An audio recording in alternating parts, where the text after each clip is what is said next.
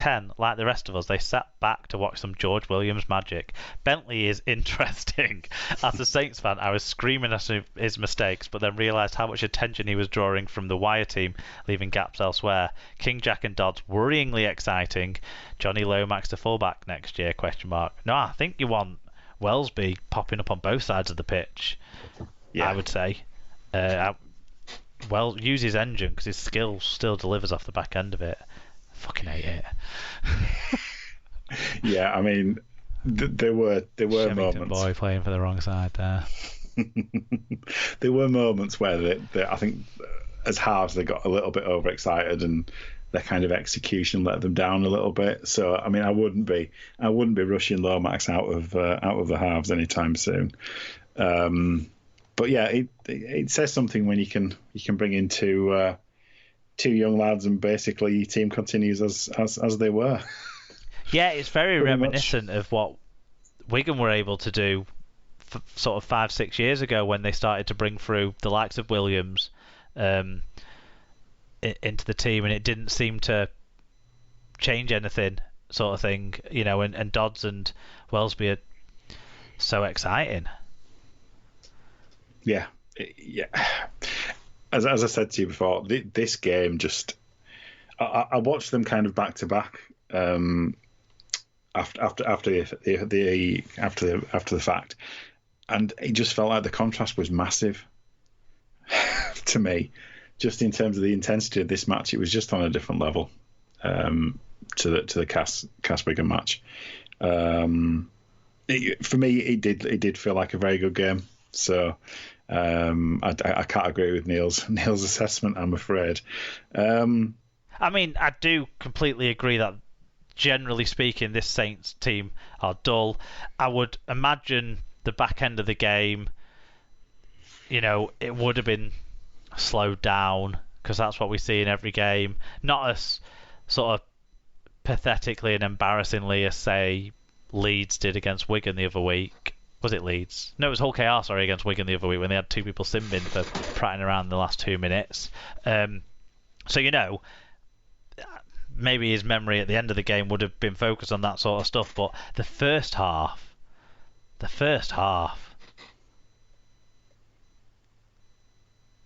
was great. Yes, it was. It was really, really good. It was the best game that I've seen this year in terms of its intensity. I think it's up there. I think when they played at Saints and Wire won, even though that was a more low scoring game, that was, I think, equally a score. We had the Hull derby as well, didn't we? That was fantastic as well recently. But this is around those as one of the better games, I think, that we've seen for a while.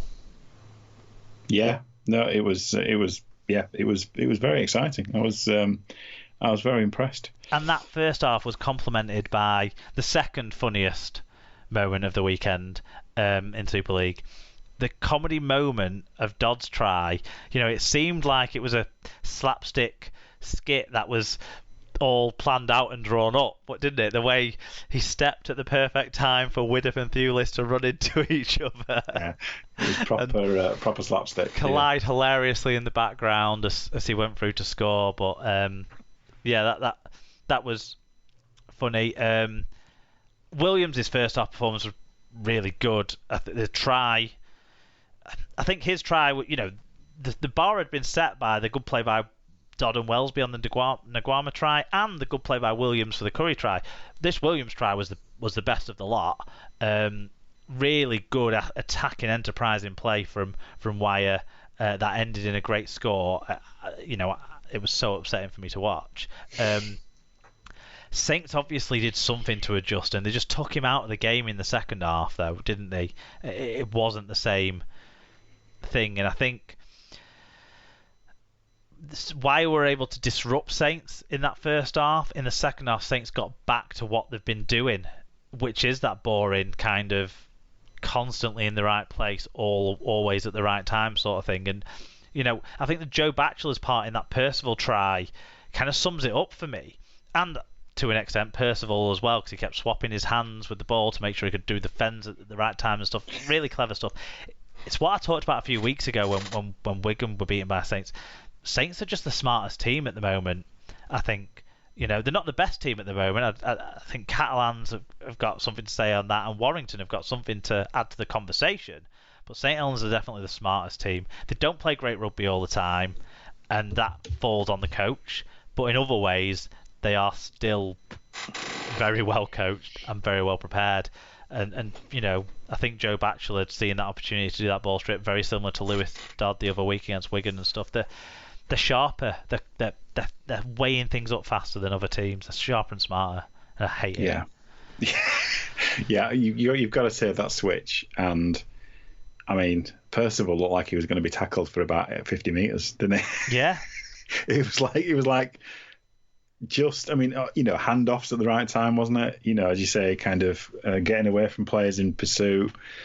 I'd have given you no money that he was going to get to the try line on the halfway line. I just felt there were too many players in pursuit. But yeah, technically, he did. He used his pace and his kind of fend at the best possible way.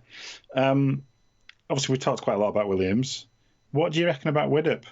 His performance, because I don't remember him doing anything good other than his comedy defensive moment. I don't think he was poor, but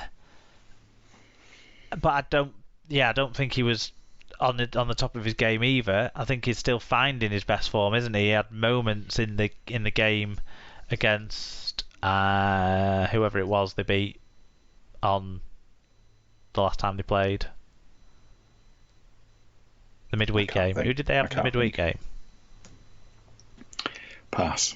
Can't remember, but there was a good pick-up where he set up a try in that game. So, it's still working on it. I think he had a role to play in that Williams setting up Curry try. I don't think it was bad. I don't think there was many poor performers. I just think when Cass fans sort of didn't like that I said it kind of didn't matter whether that Roby try was scored at the start of the second half of the cup final. This is what I meant. This is what Saints can do when they sort out what they need to do. It was reminiscent of that game, which was another fantastic game actually, wasn't it? Especially the first half. Yeah. People just need to keep beating Saints in the second half after beating them in the first half, please. That's the challenge. I have to say, I thought at the end of the game, I would have sent Widdop off. I'd have given him a red card.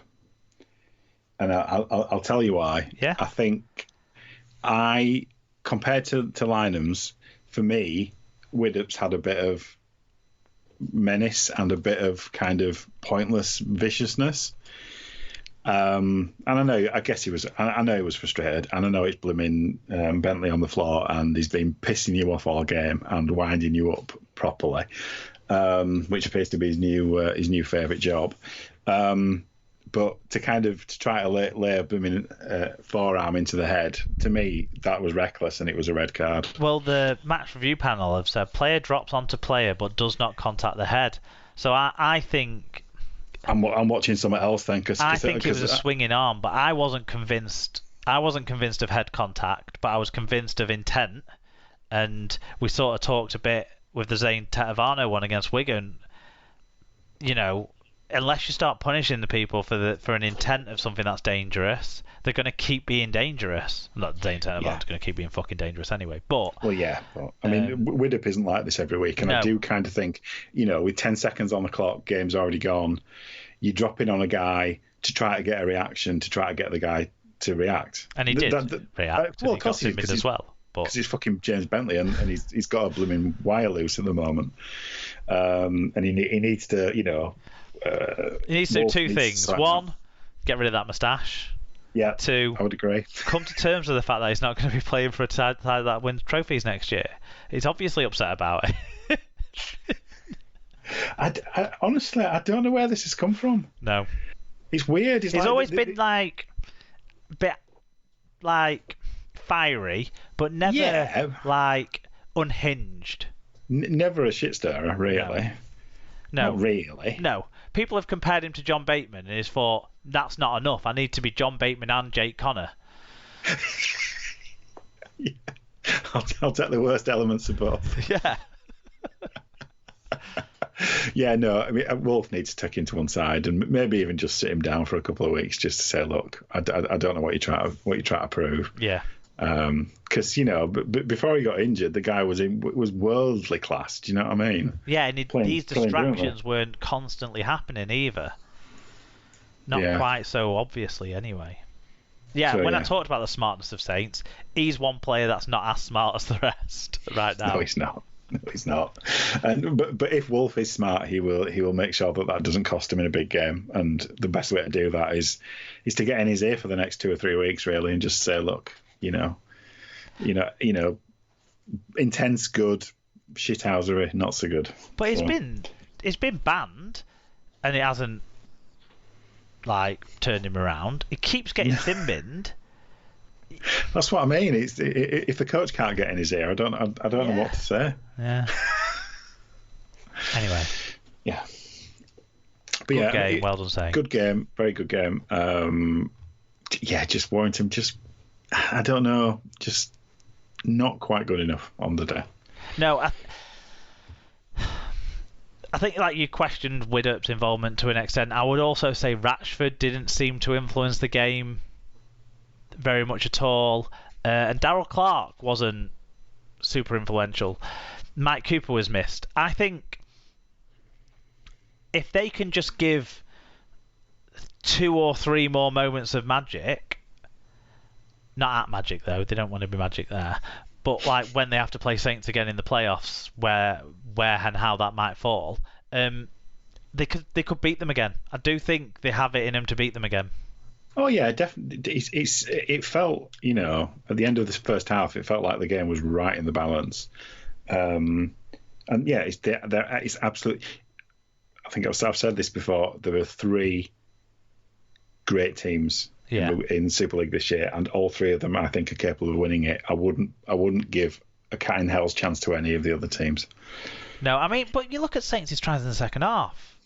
One was the bounce of a ball from a kick, and I was fairly certain that it had hit the Saints player until about the 8th replay, where I think it hit the foot of the Warrington player instead. So I was thinking this is accidental offside or something. There must be some sort of offside in this. How can he have the ball after it came forwards off the shoulder of their player? But I don't think it did after multiple viewings. But, a bounce of a ball aspect, slightly more switched on against slightly less switched on, and all of a sudden it's a try, and then literally the bounce of a ball for the Bentley try. I mean, what have they been doing to that part of the pitch?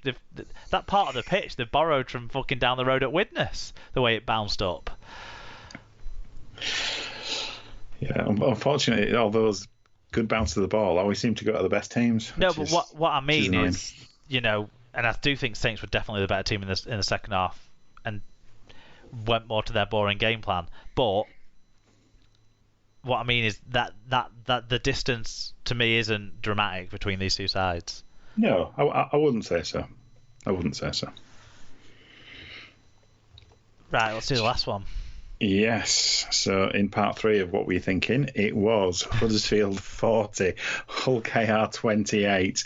It was 22-12 to Huddersfield at half-time. Robert Hicks was in charge of this one. Giants made over 100 more metres at 1 metre per carry, better average gain. Although they made 1 fewer break, they made half as many errors.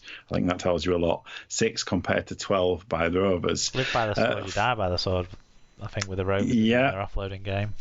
Yeah, and they're certainly dying by it at the moment. Nathan Peets continues his form, but this time he got a try as well and 41 tackles.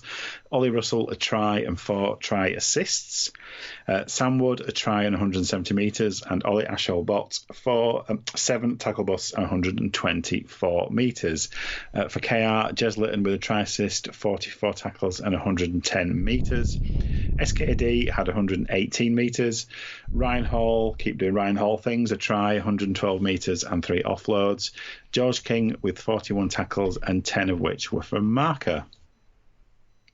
Just one fan view on this one. Yep. Andrews said, losing to two teams with nothing to play for is just so on brand with us, it's untrue. Didn't go to this one, but sounds like Crooks had a